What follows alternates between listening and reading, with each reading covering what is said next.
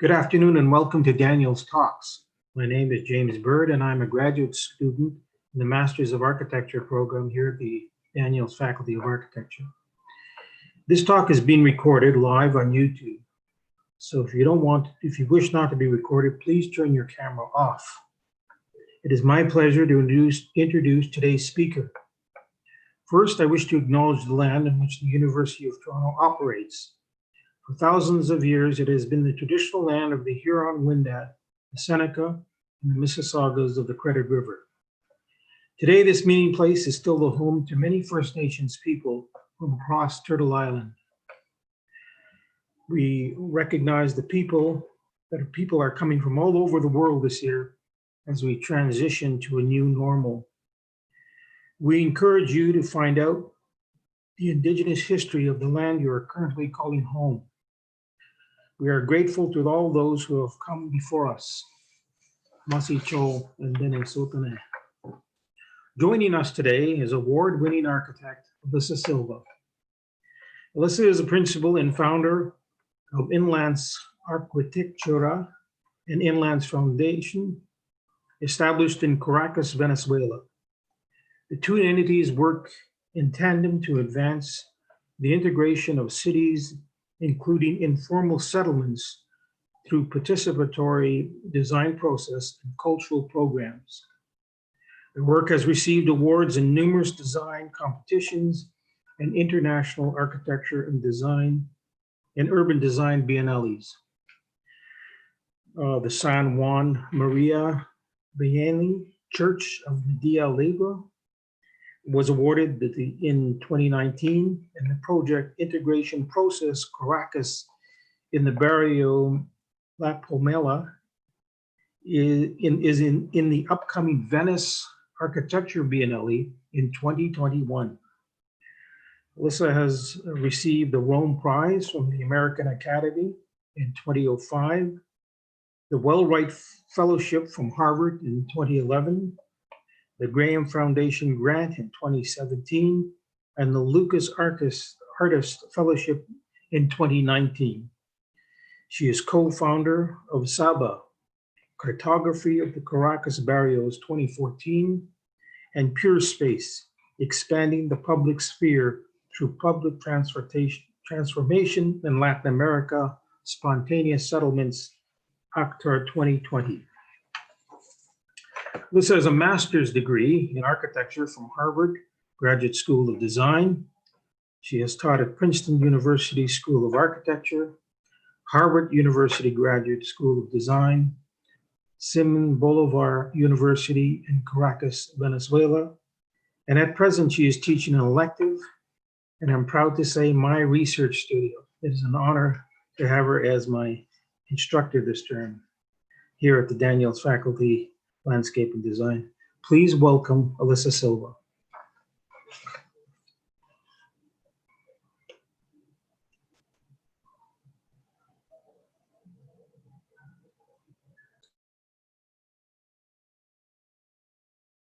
You're muted. Can you see my screen?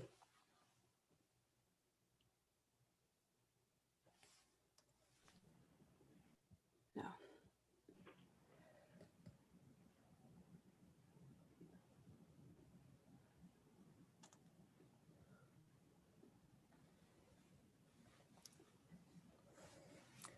Thank you, James. Thank you, Chris. Thank you, Vi, my students, Vivian and Shane for this invitation, as well as Mason, Aidan, and the committee that puts these lectures together.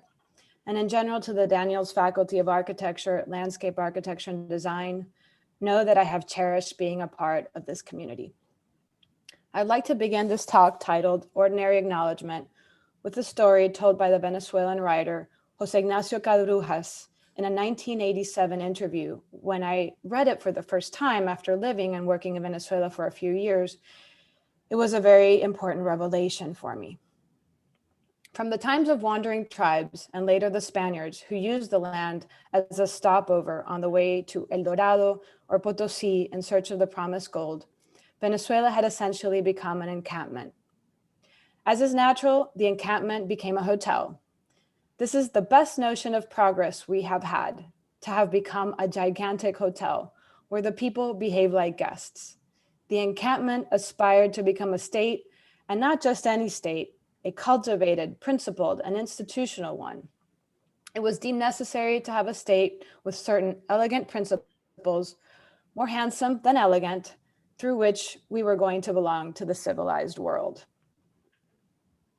As I struggled for years to understand how this country, my country, had gotten itself into such a deep rut of ungovernability, and how the educated elite practiced an impeccable pathology of denial with respect to social inequality, and no sense of responsibility in that matter, with, of course, important exceptions. It struck me that much of the country's celebrated modernization process was really a facade. All that had been built as proof of development and progress, often in the form of modern architecture and infrastructure, was, in Cabrujas's words, an elegant veil to legitimize a self-aggrandizing state, a big hotel manager. Oil money arrived copiously to fund the ambitious agendas of progress of both dictatorial and democratic leaders from the 40s onward. The capital city of Caracas grew at record speeds, and by 1951, the country was already 50% urban, a mark the world would come to meet 56 years later. Venezuela's manifest destiny was to spread the mask of modernity, as Nestor Garcia Canclini calls it in his seminal book, Hybrid Cultures, throughout the country. The emotional and psychological distance Venezuela's population has traveled from those euphoric times to the present is dumbfounding.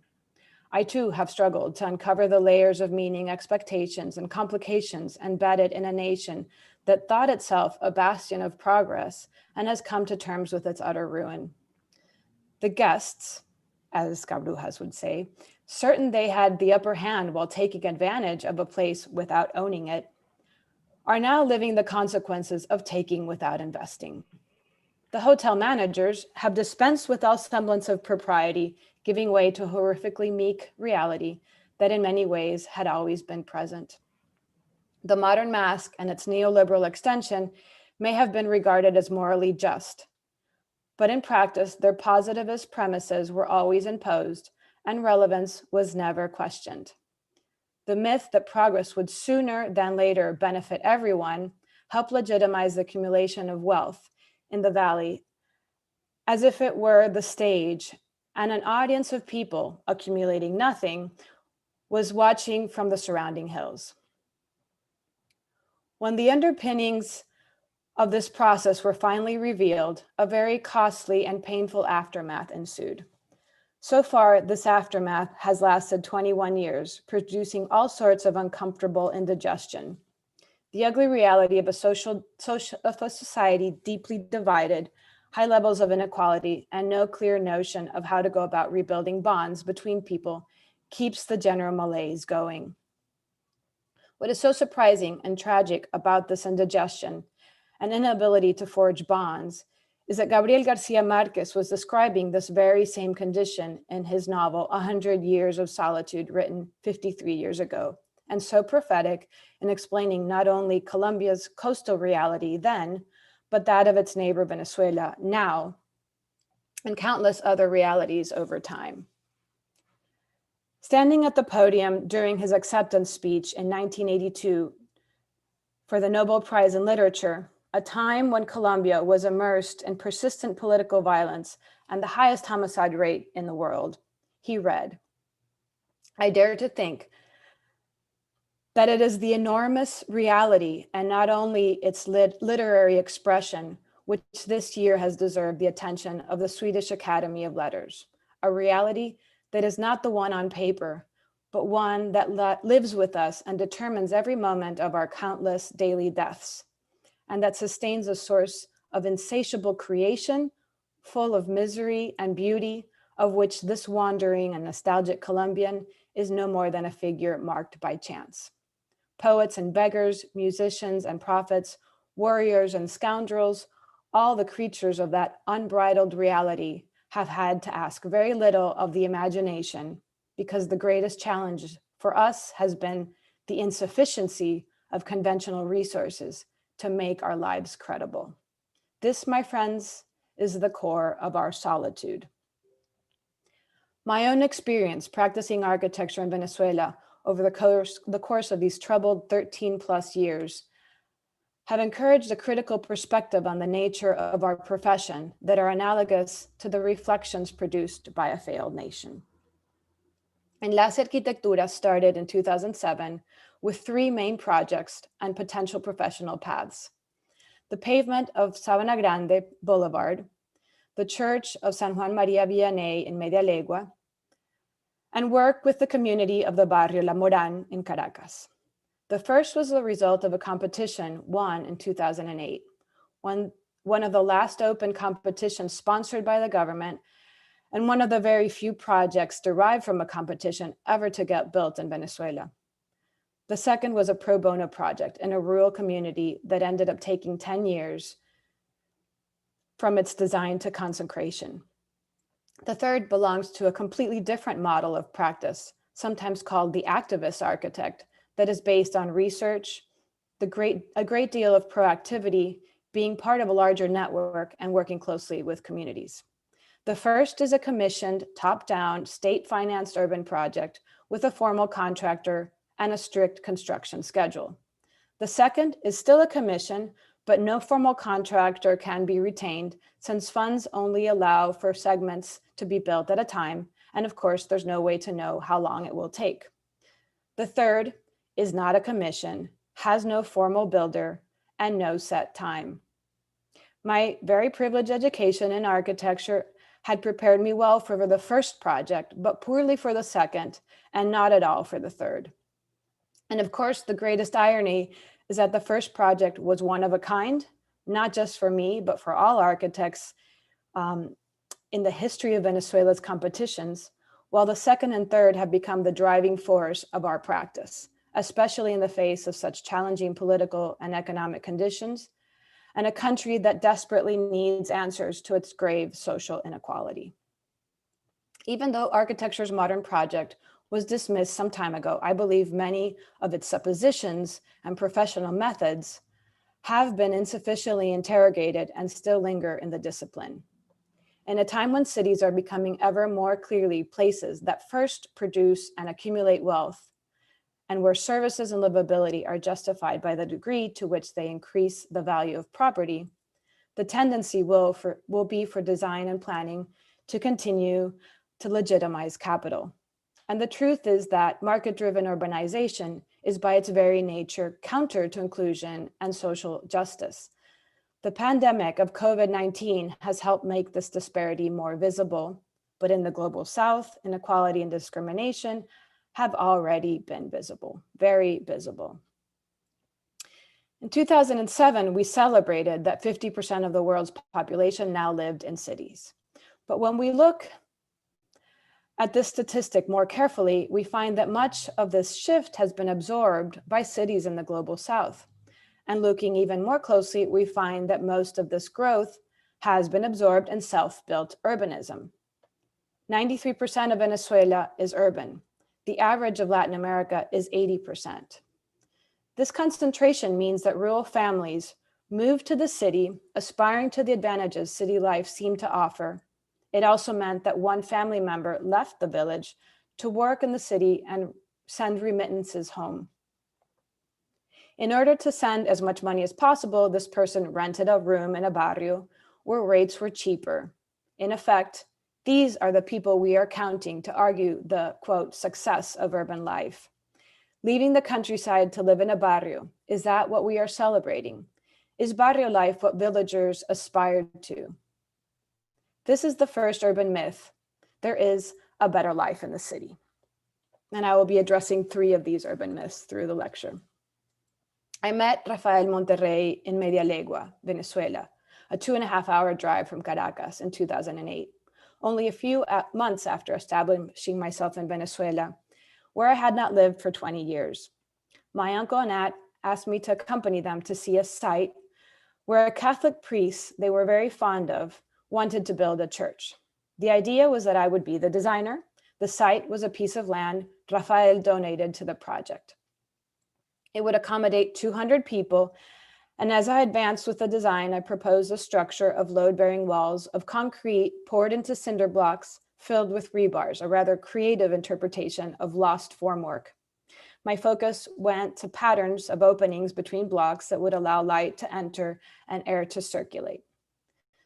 The building process was very slow. It progressed at the pace of donations and the speed of small community-based construction crews. Here we see a timeline roughly of the project from 2008 to 2019. And I can't even say the project has completely ended because there are important details still pending, such as benches and light fixtures. This is the very first mass that took place on the site, led by Padre Abelardo. As the building advanced, he performed a mass here every other Sunday throughout his assignment at Dadamas Parish. Over the course of those 10 plus years, I got to know the Monterrey family well. Here is Delia, next to my uncle, the project's civil engineer. Years later, at a site visit, we can see Rafael in his favorite red shirt. And here again, with Padre Abelardo exhibiting some of the advantages of non-regulated job sites. The land had been acquired by Rafael's father as a result of the agrarian reform passed in 1960 under the democratically elected president Rómulo Betancourt.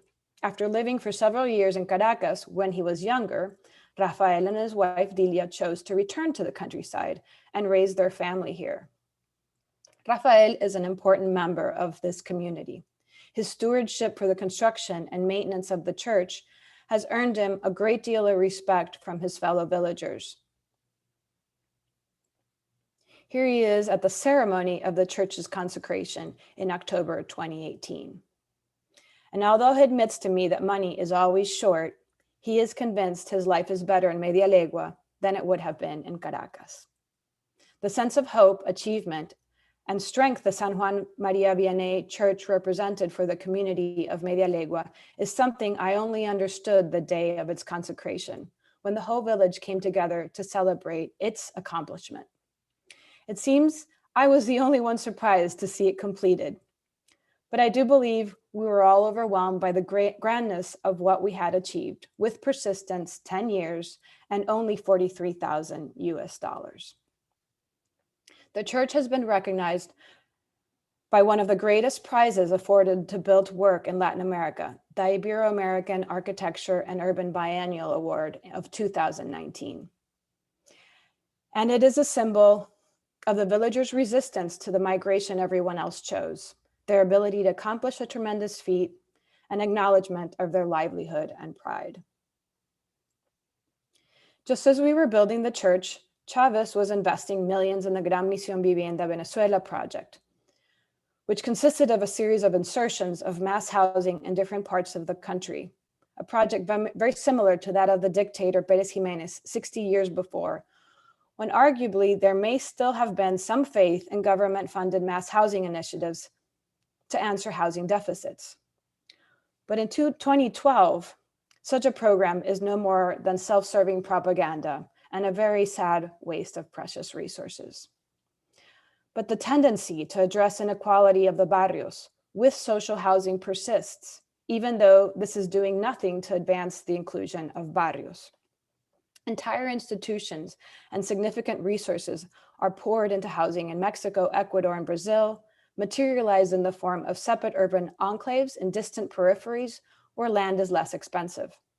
This example in Tijuana, Mexico, is typical, and I would argue a challenge for anyone to celebrate as a successful substitute to the barrios. It seems clear that the motivation to continue pursuing this line of work has more to do with the contractors who benefit from building them than the people they purportedly serve. In the 1950s, John Turner, an English architect from the AA, had already concluded that investments in social housing made very little sense. After working in Lima for a few years, he understood that self-built homes and neighborhoods were the solution, not the problem. He advised government entities and fortunately wrote 2 books that record his findings. His basic argument is that housing has to work for people. Raising the material quality of the home is not the same as improving the owner's quality of life. and often housing represents a mortgage a family cannot afford or much longer commutes to work. And this brings us to the second urban myth. Everyone aspires to live in a formal house. I met Martina Arteaga in 2016 when we started working in the community of La Palomera in the municipality of Barrio in Caracas. This was one of the communities where we worked as part of an initiative led by an NGO, PUDEP, and Citibank Venezuela. Funded as an urban renewal project, we were able to persuade the team to consider embarking on a public space-making initiative in Barrios. In each community, the program began with a series of workshops in the form of games, always performed outdoors, in spaces that could potentially be understood as public space. We were keen on giving everyone an opportunity to experience the potential benefit of access to public space, and everyone pretty quickly came around to the idea that this was something they would like to have in their community. The next step in the process was to select a space that could be transformed into a valuable square or playground. And the community of La Palomera chose this site. Located at the top of the community, this space in yellow, between an existing basketball court and an elementary school. It was an open air waste clandestine dump that had been there for over 30 years. And incidentally, it's located right across from Martina's house, which is this white one here. The project included elements the school children could help build, such as a pavement pattern made of recycled bottle caps and a wood bench made from recycled pallets. They helped paint. Vines later grew over the fence of the basketball court and provided shade in the afternoon hours. It has proven to be a very cherished space among neighbors who have even added new elements such as a playground, equipment, and a memorial chapel here towards the back. As we worked together over those months, I came to know Martina well, a modest and good woman, but also a quiet community leader. Here she is explaining to social psychology students who came to visit La Palomera how she was very skeptical of my idea to not put up a fence beyond the space in order to avoid people continuing to throw waste over the cliff. But that she consented to my request to suspend her judgment until the end, and she was happy she had. Now they have this amazing view all the way to the Avila Mountain in Caracas. It was very moving for me to hear her speak in public about her experience making this public space and how grateful she is for what it is doing for the community. I invited Martina to participate in a workshop we organized together with the municipality of Caracas, where we gathered design professionals, students, local government officers, and members of 2 Barrio communities in Caracas to brainstorm about strategies for their urban integration. I will never forget her conversation with another participant, a well-respected urban designer and university professor, some 20 years before had been retained by the municipality to design an urban plan for La Palomera. The design promoted the completion of the main road that runs up the side of the barrio, but dead ends in a narrow passage halfway up. So the road roughly starts this side of the image and it comes up, but then at some point it gets too narrow and it doesn't continue except as a pedestrian pathway. The design promoted the completion of this main road to allow garbage collection trucks, ambulances, and other vehicles to circulate through the barrio. But it also would entail the demolition and relocation of at least 300 homes. The project was never implemented as neighbors protested and made every attempt to block it. Martina's home would have been one of the affected houses, and here they were face to face for the first time. Martina kindly explained to the architect that she had been opposed to the project because she did not want to leave her home. Here's Martina in the middle. He clarified for her that an apartment would have been provided in the nearby formal neighborhood of La Trinidad. She replied that her home is not only her own, but that of her 2 daughters who live there with their families. Lorenzo added, apartments would be provided for them as well. She still replied no. He then said, well, What if you were offered $1 million? To which she still replied, no. Then she further explained, I moved to La Palomera when I was 1 year old. I remember helping my father carry sand and mix it as he built each wall. That is my home. I do not want to live anywhere else, not even for $1 million. Her words made something click for all of us, not just for this architect, but every one of us in the room.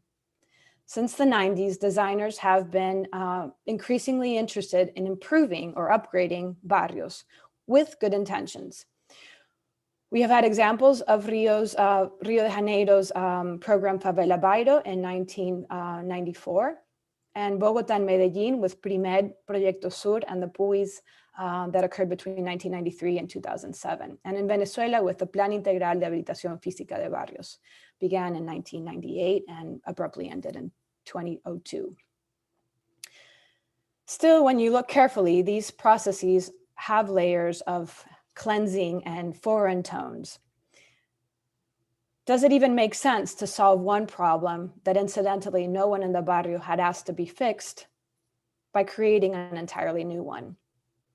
There is an accepted notion of imposing among designers that seems to come from being perceived as, quote, experts. In my opinion, it reveals an underlying premise in the minds of many citizens and professionals, which takes me to the third urban myth. Barrios need to be integrated with the city. And the problem here is that it's already being posed as opposites, implying that the barrio isn't part of the city or isn't the city. With the office, we spent many years mapping the Barrios of Caracas. And this is a book, Cava, Cartography of the Caracas Barrios, that we published in 2015. It maps the evolution of all the city's barrios over a 50-year period and proved that half of the population in Caracas lives in barrios. What we believe to be a very strong argument to support that they are part of the city. And this message is something we were keen to take to galleries, universities, and elementary school students through an itinerant exhibition.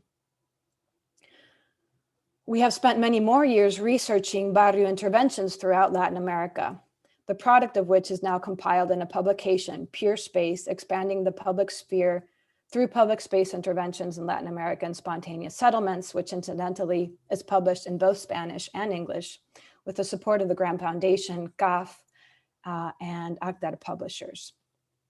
It presents 23 case studies of public spaces in the barrios, located in 8 cities throughout the region. We have also learned a great deal from our own experiences building public spaces in barrios. And here we see an example in Chapellín, Barrio Unión Petare, and La Palomera. All of these are in Caracas. Working and listening to people closely, hearing the stories of their childhood in the barrio, the houses they helped build, how their organized activism over the course of many years was able to bring in services and improve living conditions, has helped me understand that what is apparent and what they're imploring for is recognition, acknowledgement of the work they have done, acknowledgement of the city they have created, and recognition that the barrio is part of the city. Barrios have been naturalized as places that do not belong. They are considered marginal and informal.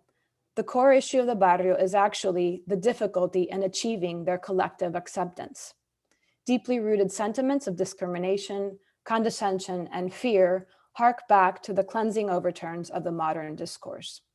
These sentiments continue to cloud the perceptions of citizens, the way public funds are allocated, and even the approaches of well-intended architects. Interested in addressing this problematic perception and taking advantage of our close relationship with the community of the Barrio La Palomera, we embarked on a cultural program in 2018 that offered non-barrio dwellers opportunities to get to know the community and begin to dissolve their prejudices. The idea was to contemplate and rehearse what an integrated city would begin to feel like. We called the program Integration Process Caracas, IPC, and designed and organized it together with the community, a large network of organizations, the city of Baruta, artists, journalists, educators, and designers, with the sponsorship of what was then still the US Embassy in Venezuela. I cannot stress enough how important this large and extended team has been for the project, especially our partners, Ciudad Laboratorio and Fundación Bigot. Over the course of a year and a half, we hosted multiple events and excuses for people to get to know La Palomera. An open call for projects from artists to work with the community produced many more opportunities. These activities included a manifesto to the complete city. And I will read 2 sentences from this document I'm very fond of. Does the barrio need assistance? Does it need to be intervened? The barrio is neither sick nor a disease. What then does the barrio need? Recognition. It needs recognition from inside and outside as part of the city. What then does the barrio need? It needs recognition from inside and outside of the city. And this was written by Cheo Carvajal, one of the members of Ciudad Laboratorio and part of our team. It's also published in a prominent journal in Venezuela called Pro Da Vinci. We also invited people to walk throughout the community, play bocce ball games. We had high school students produce engravings of their scenes in La Palomera. Celebrations were held, dances, and here with children, a project that was called The House is Made with the Body. Concerts, and this is part of a parade that had to do with the celebration of the Cross of May, I'll touch on in a little bit. Mapping exercises, the mapping of that procession. And we listened to the stories of the barrio's founders. This was an extraordinary day, and then it was followed by dancing joropo, a Venezuelan traditional dance, and an exhibition. All of these spaces served as a platform and opportunities to acknowledge La Palomera for what it is, an active part of the city. One form of recognition and celebration came through traditional Venezuelan dances, and the celebration of the Cross of May, which existed in pre-colonial times, was kind of co-opted by the Catholic faith and associated with cultivation rituals. During the 20th century, as people migrated to the city, they continued to practice these traditions, making the barrios the repositories of these dances, music, and culture that are little known to non-barrio residents. Another seminal activity was the mapping of the vegetation that grows in La Palomera. Some 24 gardens have been identified and surveyed. A tour of these gardens was organized, attracting plant lovers from the entire city. Portraits of the garden owners and their stories have been recorded and exhibited at a very prominent cultural center in Caracas, the Hacienda La Trinidad. Furthermore, 260 species were identified and systematized into the Ethnobotanical Dictionary of the Plants of La Palomera in 3 languages, English, Spanish, and Italian, where each species is explained with its use, whether medicinal, culinary, or ornamental, and how they are cultivated, and more, which was also part of this mentioned exhibition. An expanded version of this dictionary and a more detailed record of the vegetation that grows on walkways, public spaces, and these 24 gardens will be exhibited at the 17th Venice Architecture Biennial in the summer of 2021. The organic nature of the IPC program, the community's intense participation, and their trust in us opened paths to address some of the structural challenges of inequality in the barrio. For example, a renewed way of managing waste and an improved protocol with 7 routes of door-to-door waste collection has been in place now for over a year. It is nothing more than an effort to equate the quality of the service between barrio residents and their counterparts in non-barrio neighborhoods, and to finally eliminate all vestiges of open-air waste dumps and containers. Together with the waste management company Fospuca and the support of the city of Baruta, we are in the final process of removing a container at the entrance of the Calle Salom that will be replaced with a small urban square. Another project we are pursuing in La Palomera, as the result of this IPC experience, stems from an event held in October 2019 called Nothing Out of the Ordinary. It was held in a half-abandoned, half-ruinous structure located at the hinge between La Palomera and the town of Baruta, so right here, which the community asked us to help them transform. First, we made 2 openings and a wall that had been sealed shut with cinder blocks decades ago. Then volunteers from the community and our team cleaned and prepared the site. The spontaneous vegetation that had grown was manicured into a landscape garden. And 2 weeks later, the doors were opened to the public for an event that included art videos, contemporary dance, traditional music, more dancing, and sancocho, a Venezuelan stew. All of these were produced either by a combination of community members, school children, or the artists that had been working with them. Scores of people attended, young and old, both from La Palomera and other parts of Caracas. The community was delighted to see the place come to life. I was completely overwhelmed and full of joy. It remains to this day my favorite day of 2019. The event was unique in its nature, and yet should be, as the title suggests, nothing out of the ordinary, in a hypothetically vibrant, well-integrated, and inclusive city. In the context of a country that has undergone severe economic and social hardship over the past years, these expressions become very powerful manifestations of resistance and hope for present and future generations. The fiesta is met with little or no resistance. It unites people and allows everyone to overlook, perhaps even overcome, political and social rifts. We are now in the process of forming a hybrid organization with representatives from the community as well as outside cultural entities to lead and manage this new cultural space. We have been fortunate enough to receive grants from the Swiss and French embassies in Venezuela to help with the building's restoration. The intention of this new initiative is to gather the voices and desires of La Palomera's residents and others throughout the city and create a space to share talent, teach children, and attract a larger audience of Barrio and non-Barrio residents. But even more importantly, it will be a microcosm of the complete city. It will serve as an urban laboratory to spill all this entrepreneurial energy of inclusion outward and continue to experiment an integrated city. The celebrations, the maps, the exhibition in La Hacienda La Trinidad, the improved waste collection, and the future cultural center in La Palomera. What do they add up to, and why do we believe they are so important?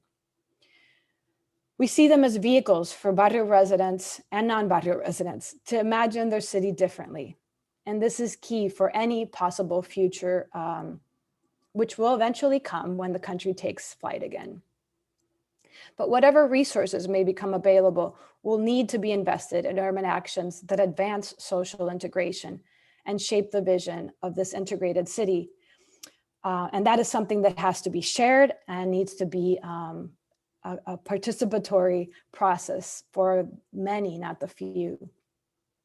And I will use a powerful anecdote from John Turner, his book, Housing by People, to illustrate this crucial point. And it's a bit long, but well worth it.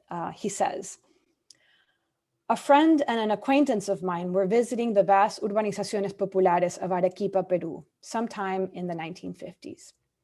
Hernán Bedoya, then director of the regional branch of the National Urban Planning Office, was showing the rapidly self-improving squatter settlement to Pedro Beltrán, then owner and editor of La Prensa, a major national newspaper, and president of the newly formed Commission for Housing and Agricultural Reform, and later Minister of Finance and Prime Minister. Almost every plot around them was a built site with permanent structures of white tufa, stone, or brick and concrete under construction. And the area they were visiting was already about 5 kilometers wide and 2 deep. Beltrán saw a vast shanty town instead of a huge construction site. Bedoya was speechless when Beltrán went on to speak of his determination to rid these people, these poor people, of their dreadful slum, which were in fact their pride and joy. This incident was echoed when in 1964, on days closely following one another, I, John Turner, took a visiting British Minister of State and a visiting colleague experienced in community development in Africa to similar settlements in Lima. Both were profoundly impressed, but in opposite ways. The minister was depressed, the community worker delighted. It is easy to anticipate how wealthy observers feel when confronted with such overwhelming demonstrations of local actions from which they cannot insulate themselves with misplaced pity.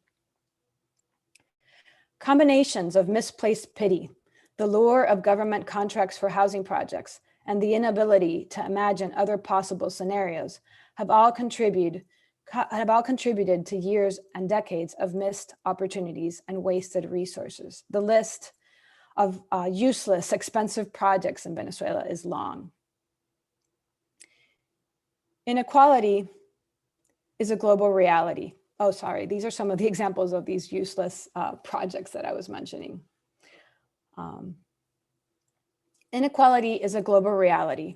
It is also a condition inscribed in space, whether in the form of barrios or in the neighborhoods targeted for so-called revitalization and regeneration. I don't believe it serves anyone to continue to see the built environment and urban landscapes as places in which to operate and intervene, assuming that what already exists is somehow an illness, on one hand, as what Bedoya and the British minister see, or an object for investment on the other. I don't think architects should see themselves, at least not only, in the business of helping others use the city to accrue wealth. The hegemony of these tendencies is stealthily diminishing the richness of our collective culture. Far from feeling this approach leaves no room for design, I would instead ask that we consider the enormity of this task, stripping excluded territories of tropes and myths by inserting ourselves in the entire city, by identifying the value in existing human expressions, and by tenaciously defending spaces and opportunities for recognition in the public realm, is not only to pursue the educational dimension of cities, but also allows people to see one another clearly, closely. And I'll use this quote from Hannah Arendt's seminal book, The Human Condition, which touches on this exact notion. Power, which for her is the capacity to act in concert for a public political purpose, is actualized only when word and deed have not parted company, where words are not empty and deeds not brutal, where words are not used to veil intentions, but to disclose realities, and deeds are not used to violate and destroy, but to establish relations and create new realities. Closeness enables connections. And once closeness is forged, we may very well begin to witness an environment that is quite different from the one we now know. As designers, architects, landscape architects, and urban designers, we ultimately have the capacity to create scenarios where people can build bonds. I believe these are the kinds of instruments Garcia Marquez so yearned for as he lamented a country that hopelessly moved in 100-year cycles of solitude. I would argue that here lies the crux of the matter. Inclusion is a reckoning with others and ourselves, facilitated by a built environment that constantly and redundantly provides opportunities for plain and ordinary acknowledgement. Thank you. Thank you so much, Elisa, for that wonderful presentation and for sharing your work with us. Everybody, my name is Chris, and I'm going to be moderating the Q&A period with my classmate Vi. We're both third-year MArch students, and we have the pleasure of studying under Elisa for our research studio this seminar. So we want to thank you for joining us for this discussion portion. Please submit your questions using the chat function, and we'll moderate and pass those along. But to begin, I think Vi has a question to kick us off. Thanks for that, Elisa and Chris.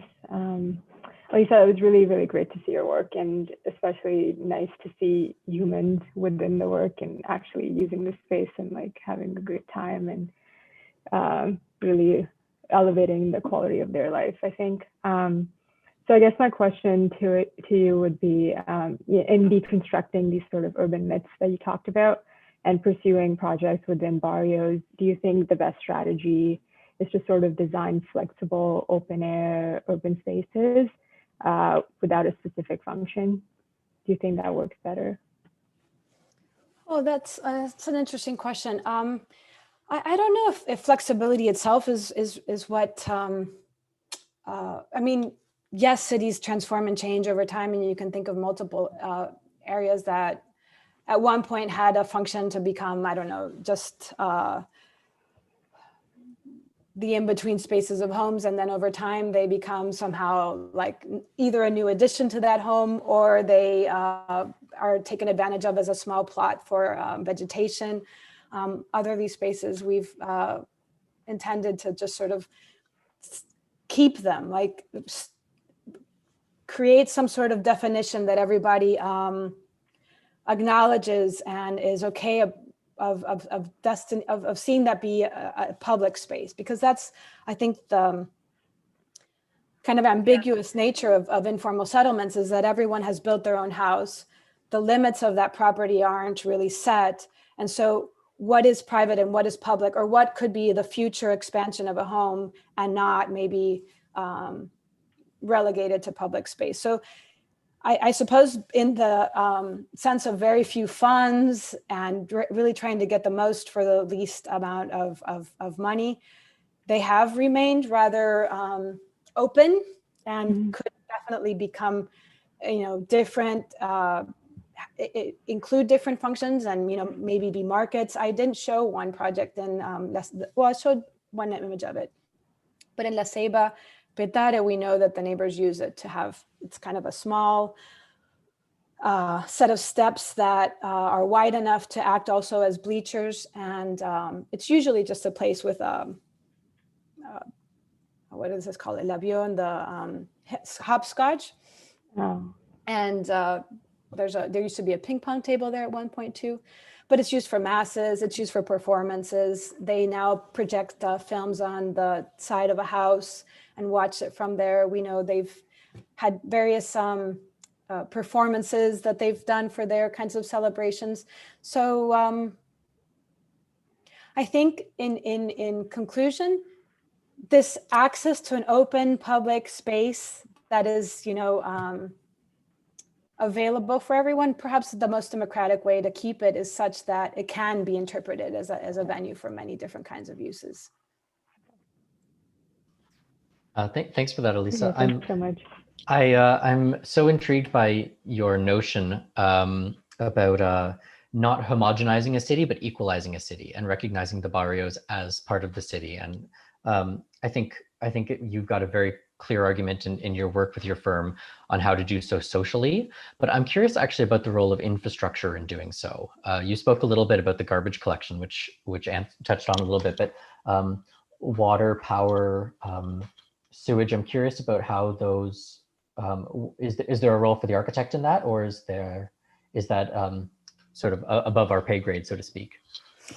Yeah, no, that's a great question. There's many examples throughout Latin America that I would, I guess, go to talk about that. I mean, with larger budgets, there have been incredible interventions to, for example, improve transportation infrastructure in the form of the kind of skiing cabins cabins of cable cars. It's a very, very expensive proposition, though.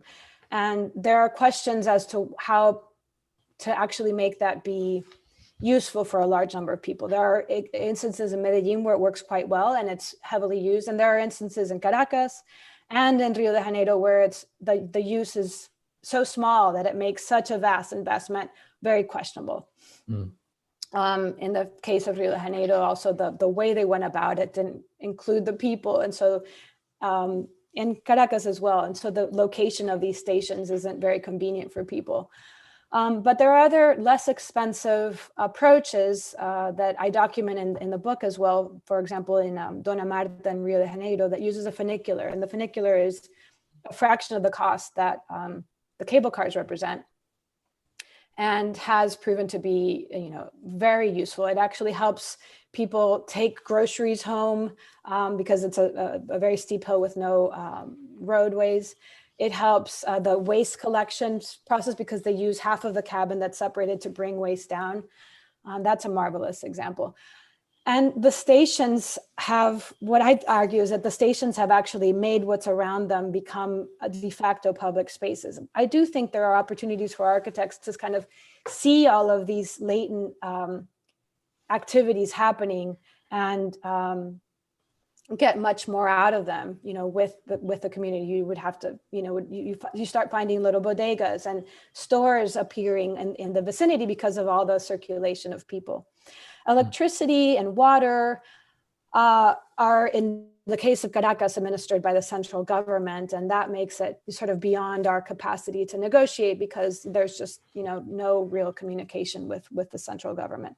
The waste collection we were able to approach because it's a private company that does the service for the municipality, and where we work is a municipality of the opposition party, and they're very happy to have us kind of as allies. So we work wherever we find an opportunity, basically. In the future, I hope, when and if a dialogue is resumed with the central government and with these service entities, absolutely, there are many opportunities, because bringing infrastructure in can mean, the occasional, not the 300 families that need to be removed to continue a street, but the occasional relocation of people, or the occasional, reconfiguration of something. And instead of just doing it in a utilitarian way that just leaves a post there for the electric cables to arrive, what we've seen, for example, in Medellin, the posts of the metro cable affect the ground, but then it's not just patched up in any way, it's taken advantage of to make a public space in its moment. So yeah, for a very fraction amount of that cost being invested to bring infrastructure in, an architect could do so much with that to affect, the space, the immediate space. Fantastic, thank you. Mm-hmm. Or a landscape architect or an urban designer. I don't want to be prejudiced, yeah. Thanks so much for that. So we have some questions popping up in the chat. So the first one's from Petros. He thanks you for the clarity of your presentation. And then with regards to housing, he asks, can you further suggest architectural ideas, methods, practices for the renewal or production of housing as a practice of inclusion and acknowledgement? Yes, this issue of housing depends very much on the country and its public policies and its level of wealth. I make a distinction, for example, between what happens in Chile, which everybody knows about and is quite, sort of celebrated, with the rest of Latin America, because it's a country with significantly different income level. I mean, the proportion of the population that is considered poor is much lower, and they have set themselves out. Their agenda is for everybody to be housed in formal housing, one way or another. There are places, though, that would very much like to do that and yet do not have the situation for that to happen. So Mexico, I always feel, is very much aspiring to be like a Chile, and has invested heavily in its housing institutions. But this, again, that's why John Turner was just so prescient, and why we should read him more carefully. He understood that these housing structures may serve you well if you are a functionary in a government employee, or you have regular work and you have a regular income every month, and then therefore maybe you can pay a mortgage. Hopefully it's just a small fraction of your income. But as the situation in terms of what laborers earn in their wages, and the reality of most of Latin America, which is a lot of people are earning money informally, and so therefore do not have something that you can map out regularly every month, this housing becomes oppressive. They are paying a too large of a portion of their income to stay there. It might be located too far for them to actually access work. Whereas in the supportive shack, as John Turner calls it, you would say that the quality of that shack is not so great, but it's better located, and all of their earnings they can use to either save money, to feed themselves better. So their livelihood is better than the people living in the oppressive social housing, as John Turner calls it. So what's obvious here is that there have to be myriads of opportunities. Yes, perhaps social housing does work for a portion of the population, but my qualms is that governments and will posit that as their a program to address the barrios, to address all of this issue, and that's an incomplete answer. So for the rest of the barrios, there have been initiatives that are amazing. I in Colombia came across one sponsored by an entity called Swiss Contact that was basically based on education. They were using infrastructure of schools located within barrios by an entity that's fantastic called Fe y Alegría. It actually started in Venezuela, but it's spread throughout Latin America. And he uses those, or a guy named Hesdasim Ramirez, I can't remember his first name right now, led this schooling for people that sell building construction materials. So shops and stores that sell construction material, their owners, the women who are the house owners, and the masons, the people building these, and teaching them how to build in a way that is seismically resistant, because in the case of Bogota, in the case of many parts of Latin America, they are susceptible to earthquakes. All of these people then become kind of, they are redundantly assuring that what gets built well. I mean, that to me makes a lot of sense. You're empowering the people to build their own houses, which they're going to continue to do, but nobody wants to build a poor house. He would tell me, the architect who had put this together, how often the masons would just, put their hands to their head. Oh my goodness, thinking of all the things that they had previously built without that knowledge. And then, how they would set out to go about building from then on. And then there are entities giving, even private sector ones that I've known in Venezuela, with offers for microfinancing so that families can access a microloan, pay for it, little by little in short periods of time to self-improve their home. And those programs tended to have the consultation afforded to them by an engineer to, some assessment parts. And these combinations, I think, are really what can address the housing issue that you asked about. Thank you. We do have 2 questions left, but we're quickly running out of time. So I think we'll just quickly address one of them, if that's okay. We've got a question from Irina wondering, what do you think is the role of the architect when designing for or with communities that are not necessarily communities that they belong to? Do you have any thoughts on that? Yeah, that's a great question. Thank you, Irina. The issue is building trust, and it takes time. It's something that will not happen immediately. And I even know that it's not, you don't have to even be of that place. So there are many amazing architects doing work who are, from, have an accent, aren't recognized as being locals. But I work, for example, in Mexico, as you know, Irina, and they can acknowledge that I'm not Mexican when I speak in Spanish. But the sustained relationship over time, that is key to show that one is there not to extract information, but also come back every time with the results of work that you did. They'll figure out slowly that you're not a politician trying to get votes. You're not a religious entity trying to get their soul, and the trust is there. I mean, I think people ultimately are flattered to have someone talk to them, listen to them, and then, accompany them on these journeys of self-improved lives. All right. Well, we are just a minute down to the wire here. So I want to say thank you so much, Elisa Silva, for joining us for our Daniels Talk, Ordinary Acknowledgement.